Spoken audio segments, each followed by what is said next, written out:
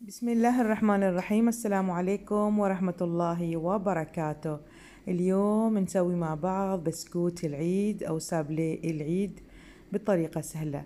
المقادير اللي معاي: كوبين ونص من طحين الكيك، وكوب إلا ربع من سكر بودرة، نص كوب من لوز مطحون، ملعقة واحدة من النشا، بيضة واحدة بحرارة المطبخ، والزبدة 200 جرام تقريبا، ورشة ملح. حطيت على الطحين رشة ملح، وأيضا فانيلا.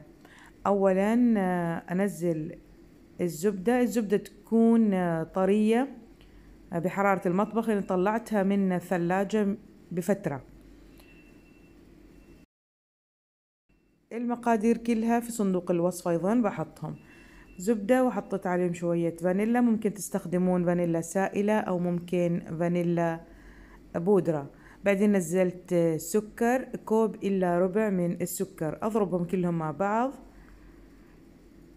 بعدين أنزل البيض، بيضة واحدة بحرارة المطبخ، أقلبهم كلهم مع بعض حتى يختفي البيض.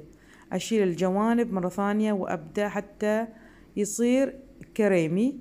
أنزل ملعقة واحدة من النشا، والطحين كوبين ونص من الطحين، ونص كوب من اللوز مطحون.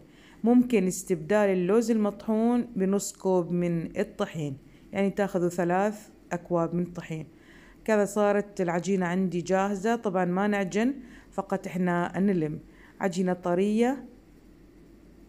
إذا كورته كذا سويت يعني ما يتكسر أو ما يصير فيه خدوش.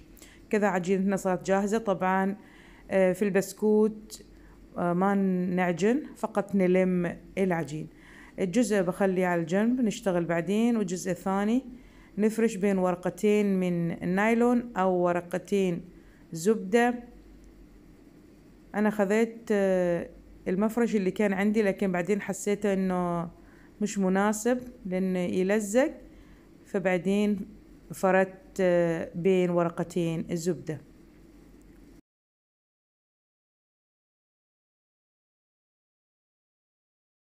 بسكوت جدا سهل، أو سابليه جدا سهل. قطاعات هنا عندي بسكوت أي شيء، أي شكل موجود عندكم، أي أشكال تحبون. أنا كان موجود عندي الأشكال، هذا الأشكال اللي كانوا موجودين معي فأنا استخدمتهم. نفرد العجينة ما تكون سميكة كثير ولا تكون ضعيفة يعني، ولا تكون خفيفة رقيقة جدا، لأنما الحجم يكون تقريبا سنتي أو سنتي ونص كذا. أشيلهم كلهم وأحطهم أو أرصهم في صينية. وهذا الشكل ثاني، شكل وردة. أول خذيت شكل مربع، بعدين شكل وردة، وأيضا عملت أشكال قلوب. وطبعا هذا ذوق شخصي، الأشكال والقطاعات اللي موجودة عندكم. بعدين أرصهم في قالب وأدخلهم فرن. النار تكون يعني شغالة من تحت، يعني الفرن يكون شغال من تحت فقط. أخليهم تقريبا من 7 إلى 10 دقائق وأطلعهم من الفرن. بعدين نتركهم حتى تبرد تماما سابليه، وبعدين نشكل آخر شيء. هذا شكل ثاني عندي، شكل قلب.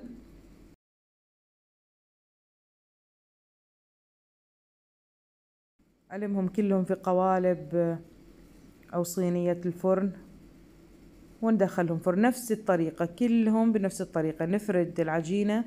طبعا الباقي اللي يبقى من الأطراف اللي أنا أشيلهم من العجينة استعملهم مش أرميهم. كذا خلصنا، خبزت كل شيء. الأشكال اللي عندي نجوم، وردة، وقلوب، وأشكال مربعة. الحين نبدأ التشكيل. أنا استخدمت شوكولات الأبيض وأيضا البني. ممكن تاخذون أي شيء، أي شوكولات موجود عندكم، أو إن نحشي مربى مشمش، فراولة، لكن أنا هنا أحشي بشوكولات. هذا ذوق شخصي طبعا. ممكن تحشون بمربى شي راجع لكم. التشكيل دايما والتزيين ذوق شخصي. أنا حطيت هنا شوية من الشوكولات.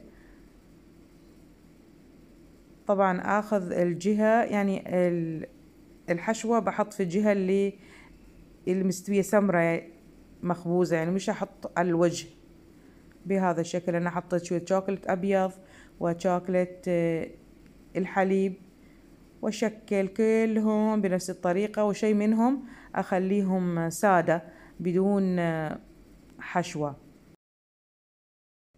كذا أعمل شوية خطوط، أشياء بسيطة، تزيين بسيط جدا، ما محتاجين إلى تزيين يعني معقد، لا بالعكس أشياء بسيطة. وهنا طريقة ثانية إني مثلا أغلف كامل البسكوتة كامل، أغلفها ب وايت شوكولات أو بشوكولات الحليب، وأرصهم كلهم على ورق الزبدة حتى ينشف الشوكولات، وبعدين نبدأ نعمل خطوط بسيطة ونزين بشوية سبرينكلز، بحبيبات أو الكرات الصغيرة من السكر. كلها أشياء بسيطة ومتوفرة واقتصادية، ما محتاجين أي شي ثاني.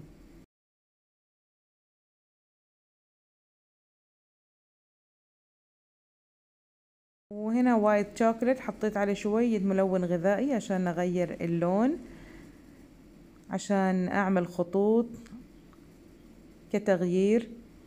يعني حطيت هنا على الجنب شوية القلوب، على الجنب فقط حطيت شوية خطوط بسيطة، ممكن طبعا بالشوكولات الأبيض، وهنا خطوط على شكل يعني خطوط بشكل عشوائي.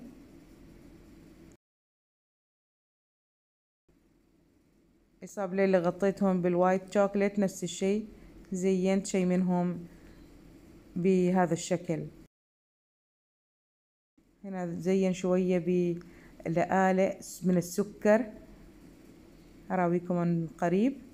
شوف الشكل طلع جميل جدا، كله خطوط بسيطة وأشياء بسيطة، وتزيين دايما ذوق شخصي. وهكذا خلصنا. أتمنى أنكم حبيتوا الوصفة، وبالعافية، وعيدكم مبارك مقدما، والسلام عليكم ورحمة الله وبركاته.